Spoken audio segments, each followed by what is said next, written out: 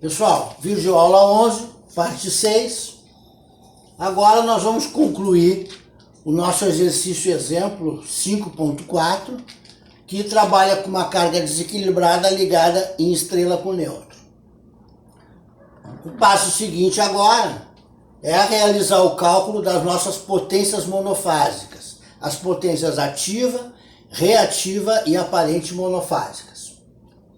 Para isso, nós trabalharemos com as expressões de cálculo de potência média, ativa, útil ou real P, que constam lá na nossa apostila no roteiro 4.2, expressões que têm origem no triângulo de potência, né? Nós pegaremos aqui o cateto adjacente à base do triângulo de potência, né?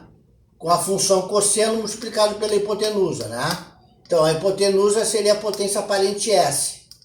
S é o produto V vezes I, né? Então essa expressão é aquela expressão oriunda do triângulo de potências, das relações trigonométricas no triângulo de potência. A função cosseno relaciona cateto adjacente e hipotenusa, né? P e S.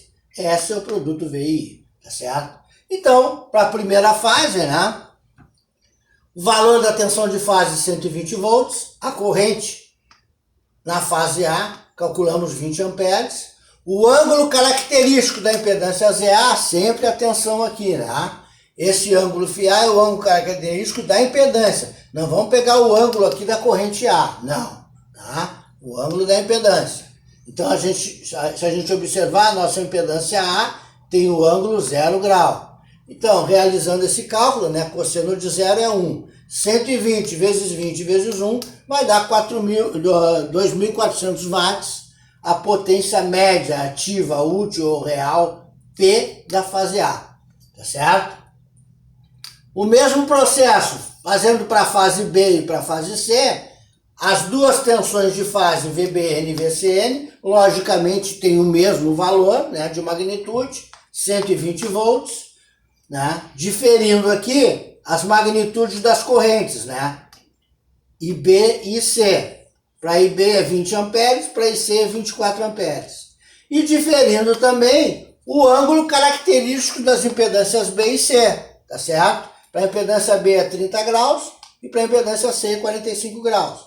Realizando o cálculo e registrando os resultados, pessoal, sempre com duas casas decimais, nós chegaremos aqui para a fase B, uma potência média ativa, útil ou real, P de fase B, 2.078,46 watts.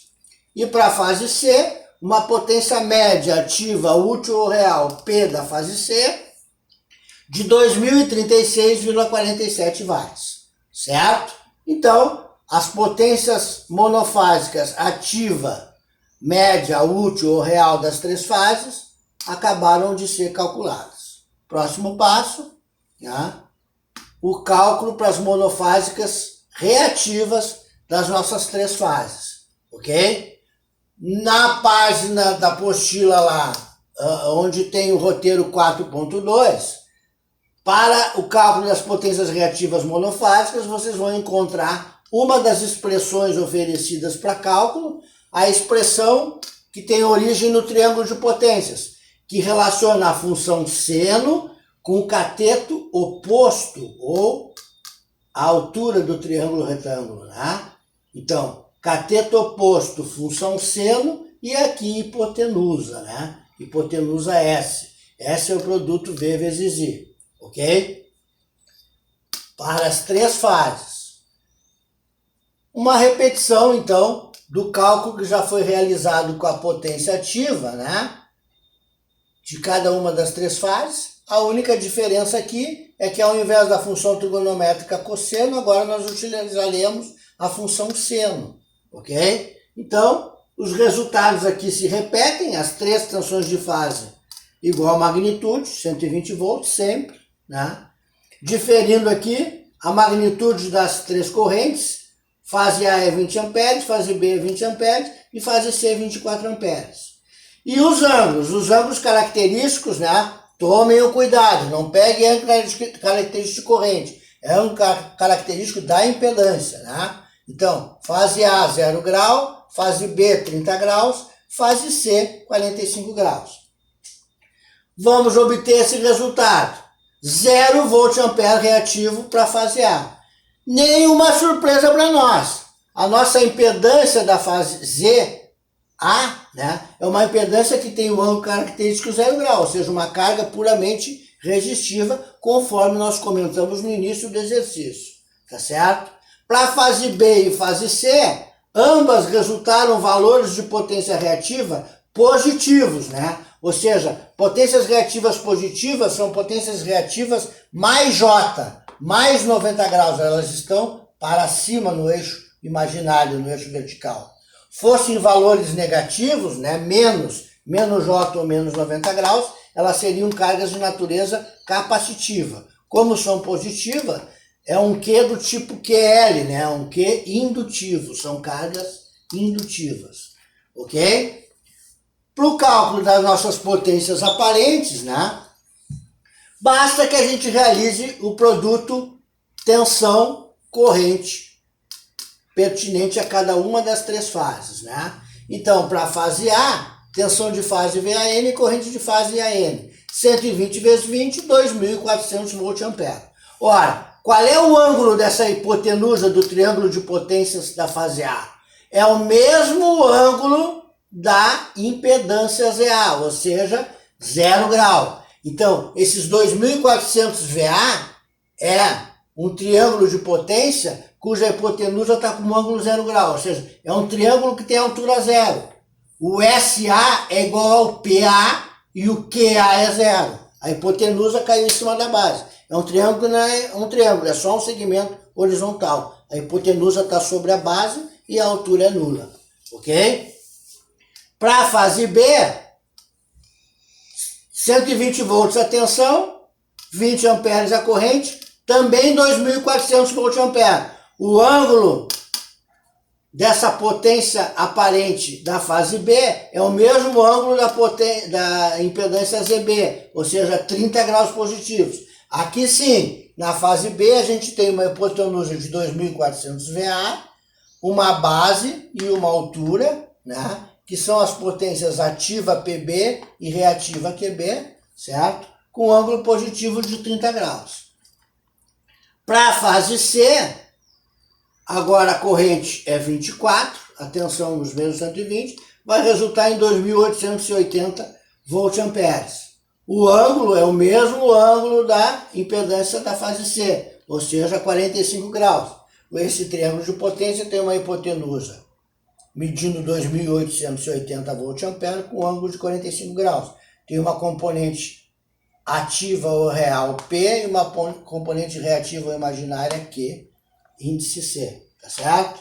Então, esses seriam os valores das nossas potências monofásicas SA, SB e SC. Então, vejam, né, retomando mais uma vez aqui, né, aquele aspecto de realizar soma aritmética de potências aparentes. Se nós fôssemos considerar para o cálculo da potência trifásica S, a potência total, né, como sendo a soma aritmética dessas três potências, nós estaríamos incorrendo num erro. Por quê?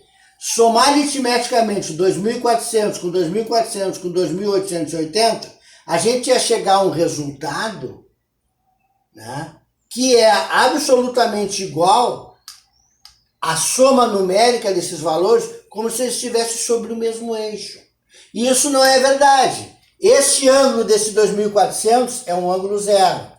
O ângulo desse segundo 2.400, ele é 30 graus. E o ângulo desse 2.880 é 45 graus. Então, a soma justa desses valores é somar 2.400 com inclinação 0, com 2.400 com inclinação 30, com 2.880 com inclinação 45. Então, veja o resultado, ele começa aqui e termina aqui. O resultado é esse aqui, ó. Tá certo? Se a gente fizer a soma aritmética, a gente vai achar um valor muito maior do que o verdadeiro. Por essa razão é que para o cálculo da potência aparente trifásica, nós não vamos usar a soma aritmética das monofásicas. Nós vamos compor a potência aparente trifásica com as suas componentes real e imaginária, ativa e reativa, P e Q, tá certo? Muito bem. Então agora, para calcular as potências trifásicas, né, é válido realizar a soma aritmética delas em se tratando de potências que estão sobre o mesmo eixo. Todas as potências ativas P estão sobre o mesmo eixo dos números reais, o mesmo eixo horizontal, ângulo 0 grau. Então basta realizar a soma aritmética dos três resultados monofásicos obtidos, 2.400 mais 2.078,46 mais 2.036,47. Vai resultar numa potência trifásica total de 6.514,93 watts, sempre duas casas decimais. O mesmo vai ocorrer com a potência reativa Q.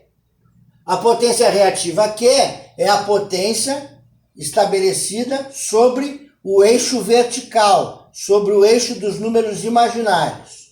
O único cuidado que nós temos aqui é que quando for indutiva ela tem sinal positivo, quando for capacitiva tem sinal negativo, tá certo? Ora, os resultados que nós obtivemos foi para a fase A 0, para a fase B 1.200, para a fase C 2.036,47. Tanto 1.200 da fase B quanto os 2.036,47 da fase C são indutivos, tem sinal positivo. A potência trifásica total, reativa, 3.236,47 volt-ampere reativo. O valor positivo significa natureza indutiva. Esse Q é um Q do tipo QL, é um Q indutivo, tá certo? E, finalizando o cálculo da potência trifásica aparente, vamos fazer a composição da potência complexa S, né? Sua componente real, componente imaginária, ativa e reativa, né? O cateto adjacente e o cateto oposto do triângulo de potências cuja hipotenusa é S, tá certo? Então, vamos registrar aqui os valores, ó. 6.514,93 watts como componente real, 3.236,47 volt-ampere reativo como componente imaginário. Essa aqui é a nossa potência aparente expressa em notação retangular. Vamos fazer essa transformação aqui, retangular para polar. Tá? Teorema de Pitágoras, né? Vamos somar o quadrado das duas componentes. P ao quadrado, Q ao quadrado. Para achar o ângulo, vamos fazer a tangente inversa, né? A função tangente da menos 1, do cateto oposto pelo cateto adjacente, da parte imaginária pela parte real, a vertical pela horizontal, a altura pela base, tá certo? Então vamos dividir 3.232,47 por 6.514,93. Tá? Vamos obter no Pitágoras esse resultado, 7.274,75 volt-ampere. O ângulo da nossa potência aparente resultante é de 26,42 graus, ou seja, a fonte está enxergando este conjunto trifásico como uma carga de natureza ainda indutiva, porque tem um ângulo positivo, tá certo? Vamos agora, antes de concluir o exercício, retornar aos resultados das nossas correntes. As quatro correntes estão aqui expressas. O que nós já verificamos? No início do exercício, nós indicamos todas as quatro correntes com o sentido da fonte para a carga. Todas elas da esquerda para a direita. Todas elas incidindo, chegando no nó da estrela. Ora, o sentido verdadeiro dessas correntes no instante convencional da solução do circuito trifásico, que é o início de giro do alternador trifásico didático elementar, que deu origem aos ângulos convencionais registrados lá na página 8 da nossa apostila. Né? O sentido verdadeiro, ele é apontado na solução dessas correntes, ou seja, no ângulo da solução das correntes. Então vejam, se o ângulo for entre 0 e 180 graus, a corrente está no semiciclo positivo, ou seja, confirma aquele sentido estabelecido no diagrama. Quando o ângulo for de 180 a 360 graus, ou ainda de 0 a menos 180 graus, significa estar no semiciclo negativo. E o sentido é o oposto ao sentido estabelecido no nosso diagrama. Então vejamos, para a fase A corrente no condutor da fase A, a corrente de linha EA, ou ainda a corrente de fase AN, né, ela tem um ângulo de menos 90 graus, 270 graus. Ou seja, na fase A corrente não está indo da fonte para a carga. Na verdade, ela está voltando instantaneamente, nesse instante da solução.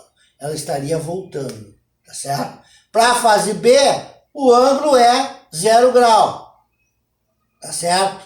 Então, ela está, na realidade, nem indo nem voltando. Com um ângulo de 0 grau, ela está fazendo uma passagem pelo zero. Ela vai começar aí, né? Mas a corrente, nesse instante, é zero, certo? Por quê? Porque seno de zero é 1, né? E o valor instantâneo da corrente é o seu valor máximo vezes o seno do ângulo. O valor máximo de uma corrente que tem valor eficaz 20 seria 20 vezes raiz de 2. 20 vezes raiz de 2 vezes seno de zero vai dar zero, o valor instantâneo é zero, tá certo? Para a fase C, 105 graus, está entre 0 e 180, semiciclo positivo. Então, o condutor da fase C, a corrente realmente tem aquele sentido da esquerda para a direita. Ela está da fonte para a carga. A corrente de neutro, 192,99 graus, está entre 180 e 360, está no semiciclo negativo. Ou seja, a corrente de neutro, né, no instante convencional da solução, que é o início de giro do alternador trifásico didático elementar, né, ela estaria com sentido oposto, ou seja, não está indo da fonte para a carga, ela estaria retornando da carga para a fonte, tem sentido inverso. Ok, pessoal?